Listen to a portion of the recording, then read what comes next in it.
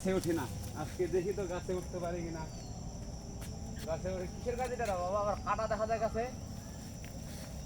ইস শালা, ওরে বাবা, গাছে তো কাটা খালি, উঠবো কেমনে না।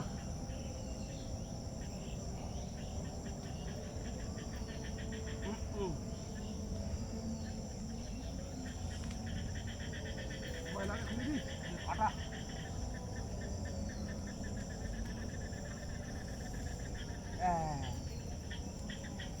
হাই বন্ধুরা, অনেক দিন পরে একটা সুন্দর জায়গায় আসছি। এরকম জায়গায় আসা হয় না, ভিডিও শ্যুট করা হয় না, তাই আজকে আসছি যখন সবার সামনে ভিডিওগুলো বানাচ্ছি।